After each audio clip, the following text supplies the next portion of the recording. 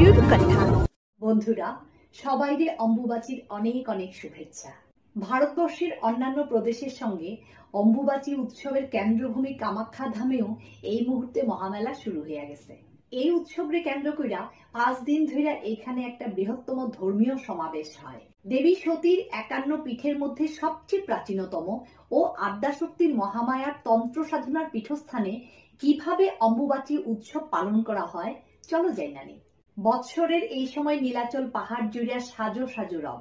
সারা বছর যানবাহন পাহাড়ি রাস্তা ধরে মন্দির পর্যন্ত চলাচল করলেও অম্বুবাচীতে বন্ধ থাকে। এই সময় ভক্তরা কামাখ্যা মেইন গেট থেকে মন্দির পর্যন্ত 3 কিলোমিটার পাহাড়ি রাস্তা পায়ে হাঁটতে পাড়ি দেয়। ভক্তদের এই সময় জলদান করেন স্থানীয় লোকরা। দেশ বিদেশ থেকে প্রতি বছর এই মহোৎসবে সামিল হন লক্ষ লক্ষ তীর্থযাত্রী, সাধু সন্ন্যাসী, অঘরী সাধু, লম্বা চুলের সাধ্বী, বাউল, বুদ্ধিজীবী, এমনকি বিদেশিরাও। কামাখ্যা ধাম হইল তন্ত্র সাধনায় সিদ্ধি লাভের পীঠস্থান। তান্ত্রিকদের জন্য অম্বুবাচী সিদ্ধি লাভের অমূল্য সময়। বছরের বাকি সময় নির্জন গুহায় তন্ত্র সাধনা করলেও এই সময় পূর্ণ সিদ্ধি লাভ করতে অঘরী সাধুরা ভিড় জমায় এই স্থানে। তাই এই মেলায় জনসমক্ষে এদের দেখার সৌভাগ্য পুণ্যার্থীদের হয়। এ যেন সাধু সন্ন্যাসী এবং ভক্তদের মিলন ভূমি হয়ে ওঠে। অম্বুবাচী শুরুর ঠিক আগে ভক্তরা দেবীকে লাল ওড়না অর্পণ করেন। অম্বুবাচীর প্রবৃত্তি থেকে নিবৃত্তি পর্যন্ত কামাখ্যা মন্দিরের গর্ভগৃহের দরজা বন্ধ রাখা হয়।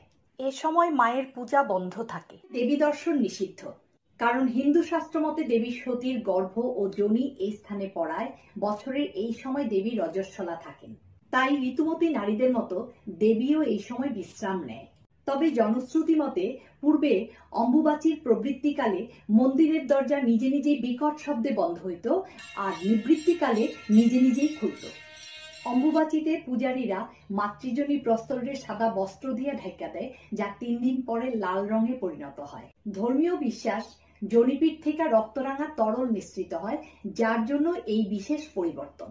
এই রক্তরাঙা তরলরে 3 দিন ধরে মন্দির সংলগ্ন ব্রহ্মপুত্রের জলে বয়ে যেতে দেখা যায়।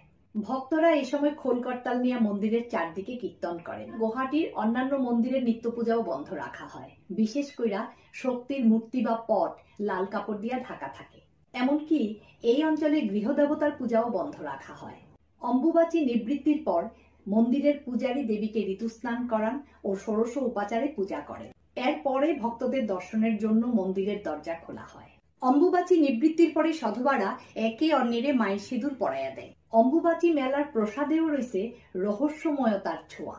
মেলার 4র্থ দিনে ভক্তদের অঙ্গদক এবং অঙ্গবস্ত্র প্রসাদ হিসেবে দেওয়া হয়।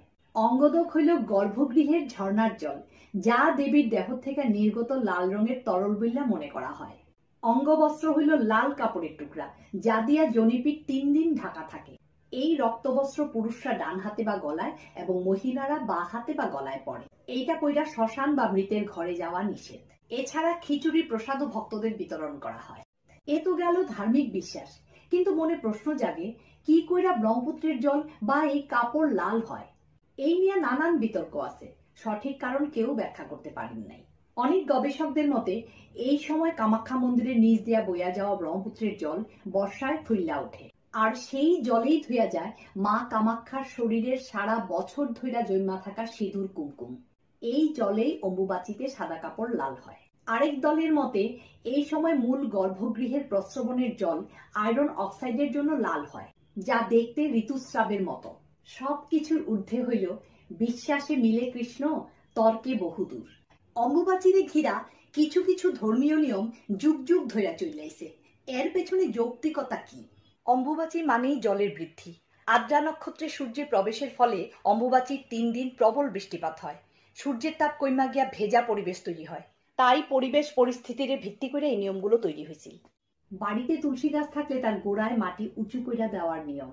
এই সময় যদি কোনো বছর জগন্নাথ দেবের রথযাত্রা পড়ে, তাইলে তা নিজস্ব নিয়মে করা যায়। গুরু মন্ত্র জপ করা যায়।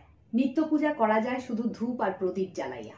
এই সময় কাঙ্ক্ষিত ফল লাভের জন্য মধ্যরাত্রে কামাখ্যা মায়ের ধ্যান করা ভালো। এই সময় আমদুধ খাওয়া ভালো, তাইলে সর্প ভয় থাকে না। আমদুধ কেন খাইতে কইছে? সত্যিই কি সাপের ভয় থাকে না? আসলে গ্রীষ্মের একটা জনপ্রিয় ফল হইছে আম, যা বর্ষাকালেও পাওয়া যায়। অতিরিক্ত গরমে শরীর ঠান্ডা রাখতে দুধের সঙ্গে আম মিশিয়ে খাওয়া ভালো। আমের মধ্যে থাকে ভরপুর অ্যান্টিঅক্সিডেন্ট। এছাড়াও ভিটামিন এ, ডি ও বি12 এবং ক্যালসিয়াম ও পটাশিয়াম আছে। আয়ুর্বেদ শাস্ত্র মতে যে কোনো রকম সংক্রমণ, প্রদাহ, ক্যান্সার ঠেকাইতে, হজম শক্তি, দৃষ্টিশক্তি বাড়াইতে এবং লিভারের সমস্যায় এই আমদুধ ভালো কাজ করে। নিয়মের মধ্যে সমাজবদ্ধ মানুষের বাইন্ধা কাজ করানোর জন্যই এই প্রথা। তবে সাপ না কামড়ানোটা লোকবিশ্বাস। কাঁচা দুধ ও আম খাইলে দেবতা তুষ্ট হন মনে কইরা দেবতারে আতপ দুধ ও আম নিবেদন করা হয়। তুলসী গাছের গোড়ায় মাটি দেওয়ার যুক্তি কি? তুলসী গাছেও রয়েছে প্রচুর অ্যান্টিঅক্সিডেন্ট এবং প্রদাহ বিরোধী বৈশিষ্ট্য, যা সর্দি কাশি এবং শ্বাসযন্ত্রের সংক্রমণে কার্যকর। আয়ুর্বেদিক শাস্ত্রে রোগ প্রতিরোধ ক্ষমতা এবং হজম শক্তি বৃদ্ধির একটি উত্তম গাছ। এই গাছের মূল মাটির খুব নিচ অবধি যায় না, তাই অম্বুবাচীর অবিরাম বাড়িধারায় গাছের গোড়ায় মাটি সইরা গেলে গাছ মরার চান্স থাকে। মনে করা হয় এই গাছরে বাঁচাইয়া রাখতেই এই নিয়ম।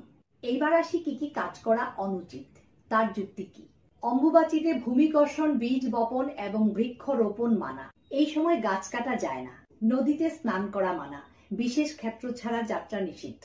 যে কোনো শুভ কাজ যেমন গৃহপ্রবেশ, বিবাহ, অন্নপ্রাশন, জমি কেনাবেচা, সাত ভক্ষণ অনুষ্ঠান করা উচিত নয়। মাটিতে উনান জ্বালাইয়া রান্না করতে নাই। সেঁকা বা পুড়াইয়া খাওয়া অনুচিত। সাধু সন্ন্যাসীরা এবং বিধবারা কোনো প্রকার রান্না করা খাবার এই সময় খায় না, তারা শুধু ফলমূল খাইয়া থাকে।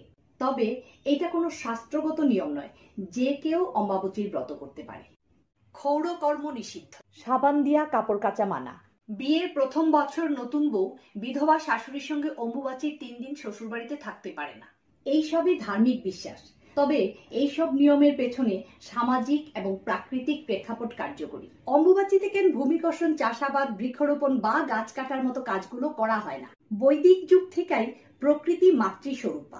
মনে করা হয় অম্বুবাচীতে ধরিত্রী রজস্বলা হন। প্রতি বছর অম্বুবাচীর 3 দিন বৃষ্টি হয়। তাই ঋতুমতী নারীদের মতোই বর্ষায় জলসিক্ত বসুন্ধরারে 3 দিন বিশ্রাম দেওয়া হয়। প্রচলিত বিশ্বাস অনুযায়ী ঋতুকালে নারীরা অশুচি থাকে, আর তাই মনে করা হয় এই সময় ধরণী মাতাও অশুচি। নারী রজস্বলা হওয়ার পরেই সন্তান ধারণে সক্ষম হয়। ঠিক তেমনি বসুন্ধরা ঋতুমতী হইয়া চাষের উপযোগী হয়। এই বৃষ্টিতে কৃষকরা নরম মাটি কর্ষণ করলে জলের ধারায় তা বইয়া যাইব। চাষিরা এই সময় চাষাবাদ থেকে বিরত থাকেন। এত নরম মাটিতে বৃক্ষরোপণ করলে মাটি গাছরে ধরে রাখতে পারবো না।